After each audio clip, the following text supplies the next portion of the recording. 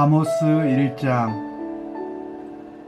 유다 왕 우시아의 시대, 곧 이스라엘 왕 요아스의 아들 여로보암의 시대, 지진 전 2년에 드고와 목자 중 아모스가 이스라엘에 대하여 이상으로 받은 말씀이라.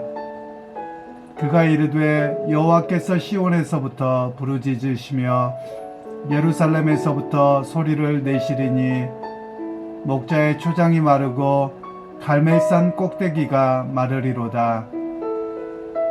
여호와께서 이와 같이 말씀하시되 다메섹의 서너 가지 죄로 말미암아 내가 그 벌을 돌이키지 아니하리니 이는 그들이 철 타작기로 타작하듯 길르앗을 압박하였습니다.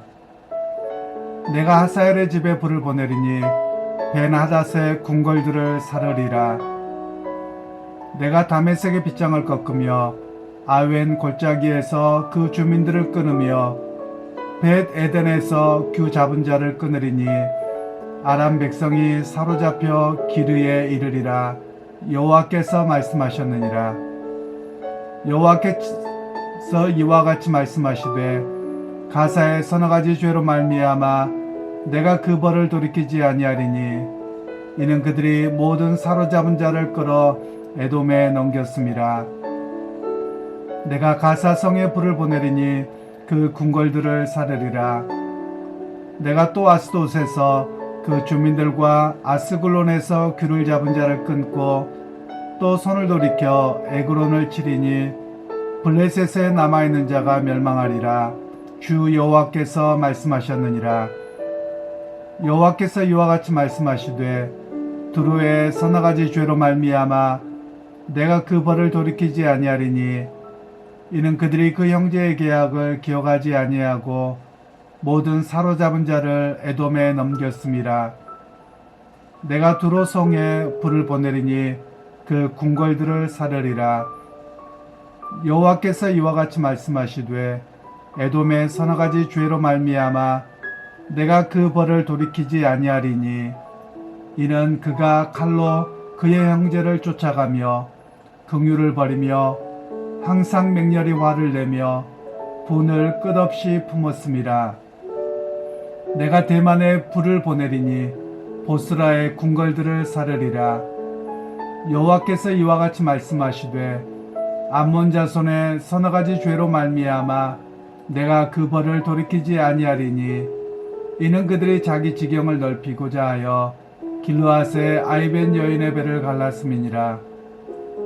내가 립바성에 불을 놓아 그 궁궐들을 사르되 전쟁의 날에 외침과 회오리 바람의 날에 폭풍으로 할 것이며 그들의 왕은 그 지도자들과 함께 사로잡혀 가리라.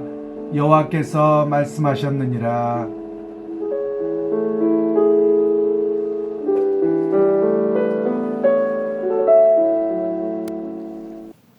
오늘 말씀은 평신도도 깨어 있어야 합니다 라는 제목으로 함께 말씀을 나누겠습니다. 오늘 이 아모스서의 배경에 대한 이해가 좀 우리에게 있어야지만 이 본문을 잘 이해할 수 있습니다. 어제까지의 말씀은 요엘서의 말씀이었는데요. 요엘은 남유다에서 활동했던 선지자였던 반면에 오늘 본문에서 나오는 아모스 선지자는 남유다 출신입니다. 그런데 그가 사역했던 곳은 북이스라엘에 가서 사역을 했습니다. 시기는 거의 유사하게 좀 이렇게 겹치는 시기입니다. 약 BC 760년경이 되고요. 요엘 선지자는 800년에서 700 몇십 년에서 둘이 사역 기간이 거의 이렇게 가깝게 있는 그런 상황입니다. 그러면 하나님께서 당시에 남유다와 북이스라엘에 대한 동일한 심판의 메시지를 주고 있는 것이고요. 또 이방 민족에 대한 심판의 메시지가 여기에 담겨져 있기는 합니다. 그런데 오늘 본문에 보면 아모스가 선지자로 부름받을 때 그가 어떤 사람이었느냐, 뽕나무를 키우는 그냥 일반 평민이었었다라는 사실을 성경은 먼저 이야기를 합니다. 일반적으로 우리가 잘 아시는 것처럼 구약의 제사장들이나 또는 선지자들이나 이런 사람들 보면 상당히 특권층이었습니다. 특권층이었다는 말은 경제적인 특권층을 말하는 것이 아니라 종교적으로 특권층이었던 이들이 많습니다. 제사장들은 뭐 당연히 그랬을 것이고요. 그리고 다른 선지자들도 못 배운 평민이 아닙니다. 오늘날의 평민이라고 이야기를 하면 그냥 너나 나나 다 동일한 그런 상황입니다. 그래서 귀족이라는 개념도 사실 우리에게는 없습니다. 그런데 옛날 시대로 돌아가자 보면 평민이라고 하는 사람들은 배움의 기회를 갖지 못합니다. 그리고 글을 알지 못하고 옳고 그름을 분별하기 어려운 그런 시기였습니다. 그러니까 특권층에만 지식을 가질 수 있었고 글을 읽을 수 있었던 그런 시절입니다. 그것에 대한 이해 속에서 이 오늘 하나님의 부름을 받은 이 아모스 선지자는 평신도였다라는 겁니다. 그럼에도 불구하고 그가 하나님의 영에 감동되어서 하나님의 메시지를 전하고 있는 내용이 오늘 본문의 이야기입니다. 그러면서 그때 당시에 북이스라엘에서 다스리고 있는 왕은 여로보암 2세라고 하는 사람입니다. 여로보암 2세는 그들이 말년에 갔을 때 북이스라엘이 722년 BC에 멸망당하는데요. 가장 번영했던 나라입니다. 북이스라엘이 이 여로보암 2세 때 솔로몬이 다스렸던 그 남유다와 북이스라엘이 합해졌던 통일 왕국에서 가장 큰 영토를 가지고 있었는데 거의 그만큼을 회복했던 왕이 이 여로보암 2세입니다. 그런데 하나님이 보시기에 그가 악하다고 보는 겁니다. 왜냐하면 그가 모든 일들을 행할 때 세상적인 사고방식과 우상숭배와 그리고 세상의 정략결혼과 이런 것들을 통해서 이루어진 것을 볼 때 너희는 악하다라고 하나님의 평가는 그러합니다. 그러면서 너희가 여호와의 날을 기다려야 된다. 요엘 선지자와 같은 여호와의 날에 대한 이야기를 합니다. 여호와의 날은 이중적인 의미가 있습니다. 끝까지 남은 자로 믿음을 지키는 자에게는 구원의 날이요 회복의 날이고 그렇지 않은 모든 이에게는 하나님의 심판의 날이다라는 것을 이야기를 합니다. 그러면서 이들에게 문제가 무엇이냐? 고아와 과부 그리고 또 사회적인 약자들에 대해서는 너무나도 혹독합니다. 그러나 위에 있는 특권층들에 대해서는 한량없이 그냥 자비롭고 그리고 그들이 모든 것을 독점하게 되는 그런 시기가 바로 이때였습니다. 그러면서 오늘 이 아모스 선지자를 통해서는 너희의 이렇게 잘못된 사회적인 약자들과 공동체에 대한 책임이 없이 너희들의 배만 부르게 하는 너희의 배를 신으로 삼는 그 나라에 대한 하나님의 심판이 있을 것이다 라는 메시지를 여기에서 주고 있습니다. 그러면서 이때는 어떻게 하느냐면 다메섹이라고 하는 지역을 속국으로 삼습니다. 그때는 이제 왕국이었겠죠. 다메섹은 지금 이스라엘 북쪽에 있는 다마스커스 시리아에 있는 수도를 이야기합니다. 또 사도 바울이 거기로 가다가 예수를 만났던 그 도시를 바로 다메섹이라고 이야기를 합니다. 그런데 이 다메섹을 속국으로 삼아서 막대한 무역 중개업을 하게 됩니다. 특별히 지금도 그렇습니다만 우리나라를 보자면 우리나라가 부를 축적하는 것은 우리가 자원이 많거나 또는 뭐 농산물이 많아서가 아닙니다. 우리나라도 대표적으로 중개무역 국가입니다. 그러니까 다른 나라에서 우리가 대부분 이제 석유 관련된 것들을 많이 사오죠. 그래서 석유를 사와서 정제하고 그걸 통해서 뭘 만들어서 비싼 가격에 파는 이런 무역을 중개무역이라고 이야기를 합니다. 옛날에는 이 정도까지는 아닐 것이고요. 어느 지역의 길목에 있으면 오고 가는 세금을 다 받고 또는 싼 가격에 사서 비싼 가격에 다른 나라에 파는 그런 것을 중개무역이라고 합니다. 그래서 이 북이스라엘이 이 다메섹이라고 하는 곳의 북쪽의 도시를 자기들의 발 아래 둠으로 인해서 중개무역의 막대한 이익을 차지하게 되었었고요. 그리고 또 이제 지중해 쪽에 베니게라고 하는 곳이 있는데요. 이 베니게 상인들이라고 해서 유명한 지역이긴 합니다. 이 지중해 무역도 장악을 합니다. 그래서 여기를 통해서 엄청난 세금을 거둬들임으로 인해서 막대한 부를 축적했던 시대가 바로 이 여로보암 2세의 시대였었습니다.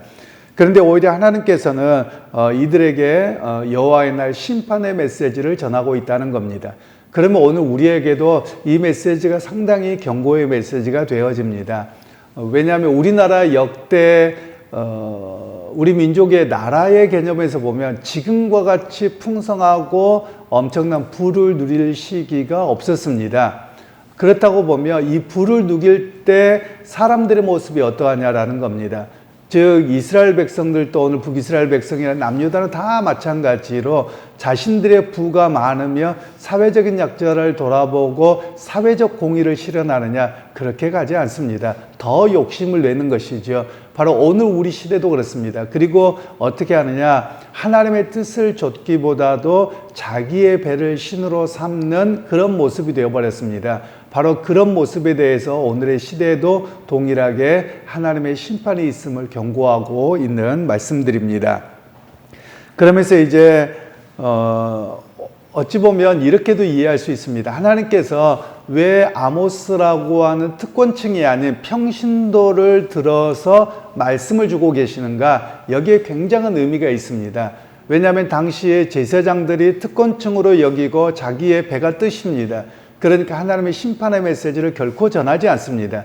그리고 당시에 학자층이라고 하는 이들도 오직 지금이 너무 좋은데 왜 하나님의 심판의 메시지를 전하느냐, 그냥 복받았다, 잘 되었다, 지금이 좋다, 이런 이야기만 하게 되어졌던 시대가 이 시대입니다. 어찌 보면 오늘 우리의 시대도 그러할 수 있습니다. 목회자들을 보면 마치 과거의 종교 특권층처럼 살아가고 있는 이들이 의외로 많습니다. 물론 훨씬 더 어렵고 또 이렇게 경제적으로나 또는 하나님의 선하심을 간구하는 목회자들이나 교회들이 있기는 합니다. 많이 있죠.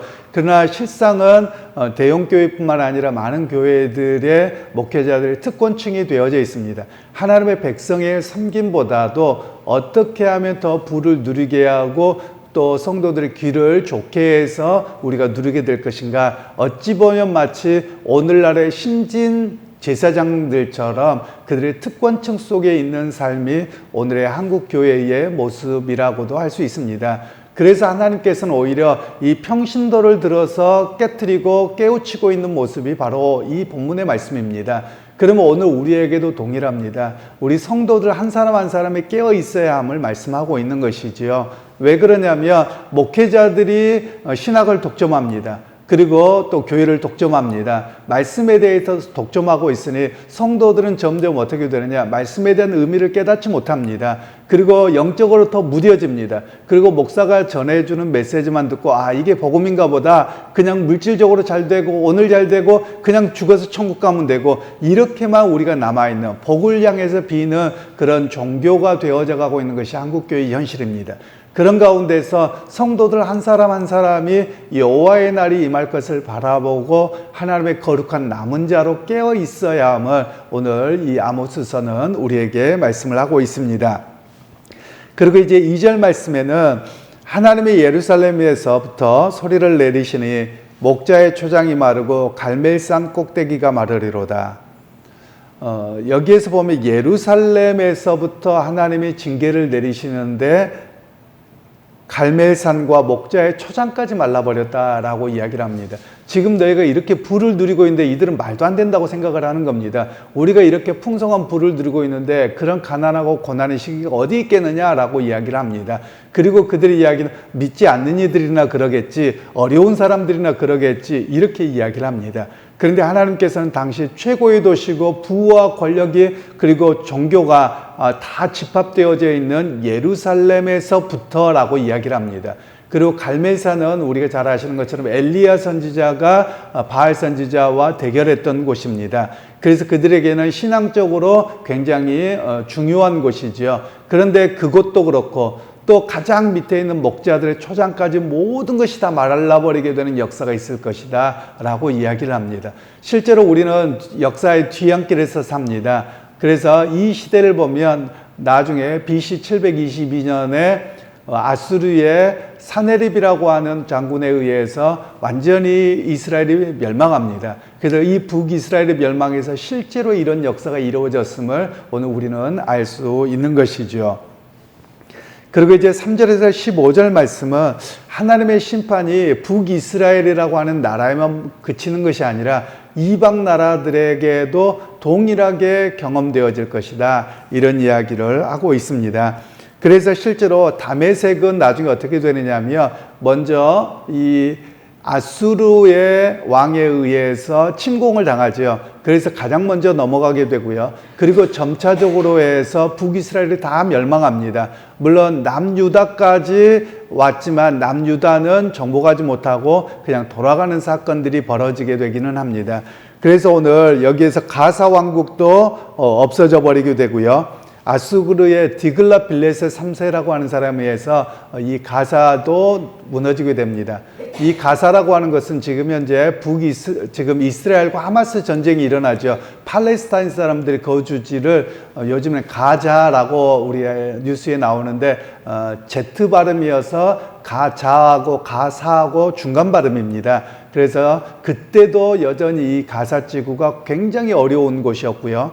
또 우리가 좀 더 성경을 거슬러 올라가 보면 삼손이 있었던 곳이 가사 지구입니다. 그래서 여전히 거기에서는 항상 배교와 갈등들이 있었던 곳이 바로 이 가사 지구가 되어지겠습니다. 그리고 이제 이들 가운데 보면 두로라고 하는 곳은 베니게의 중요한 곳입니다. 그래서 무역업을 굉장히 이렇게 잘했던 그런 곳이기는 한데요.